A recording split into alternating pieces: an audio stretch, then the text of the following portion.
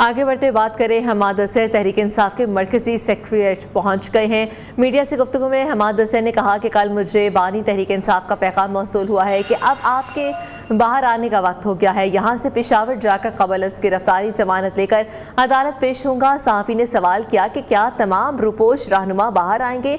हमाद असर ने जवाब दिया कि मुराद सईद समेत अब तमाम रूपोश रहनुमा बाहर आ जाएंगे। बताते चलें आपको अहम खबर के हवाले से, जो कि हमाद असर तहरीक इंसाफ के मरकजी सेक्रेटेरिएट पहुंच गए हैं और उन्होंने मीडिया से गुफ्तगू करते हुए ये कहा कि कल मुझे बानी तहरीक इंसाफ का पैगाम मौसूल हुआ कि अब आपके बाहर आने का वक्त हो गया है। यहाँ से पेशावर जाकर कबल अज़ गिरफ्तारी जमानत लेकर अदालत पेश होऊंगा। उन्होंने मजीद क्या कहा, आइए आपको भी सुनवाते हैं।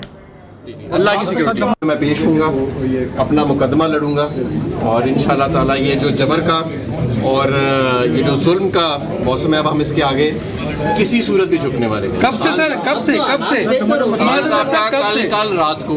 कल रात को रऊफ हसन साहब के हमले के बाद खान साहब का पैगाम मुझे मौसूल हुआ। उससे पहले तक खान साहब का यही पैगाम था कि तुमने महफूज रहना है क्योंकि तुम पर तशद्दुद होगा। कल रात को जब रऊफ साहब पे हमला हुआ, उसके बाद मुझे पैगाम मौसूल हुआ है कि अब आपके बाहर आके क़यादत करने का वक्त आ चुका है। इसलिए अब मैं आज खैर मैं रऊफ हसन साहब से मिलने आया हूँ आज, क्योंकि ज़ाहिर है अगर इस मौके पर भी मैं ना हूँ, उसके बाद मैं पेशावर जाके अपनी इंटरिम बेल्स लूँगा, वक्त लूँगा, पंजाब की कोर्ट्स में पेश होऊंगा और आगे अल्लाह मालिक है। कोई सिक्योरिटी दी है आपने जी, सिक्योरिटी डिमांड की है? कोई सिक्योरिटी नहीं, अल्लाह की सिक्योरिटी जी। इसी हवाले से फैजुल हसन भी हमारे साथ मौजूद है, हमारे नुमाइंदे, उनसे डिटेल लेते हैं। जी फैजुल हसन, बताइएगा मामला है कि इनकी जानिब से जो बात की जा रही है उसमें कितनी सदाकत है?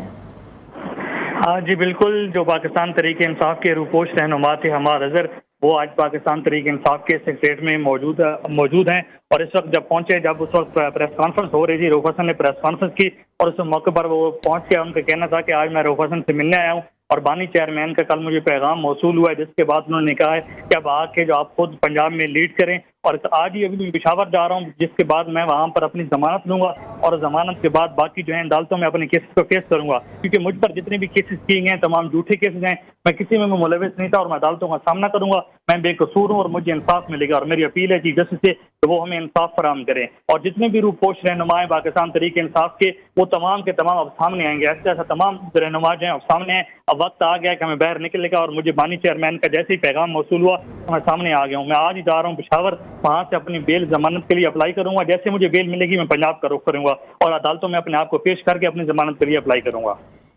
फैसल हसन, उनकी जानिब से जो कहा गया कि अब मुराद सईद समेत जो दीगर रहनुमा हैं उनके बाहर आने का वक्त भी हो चुका है, तो इस हवाले से बताइएगा क्या कोई तफसीलात हैं, कोई इतलात हैं?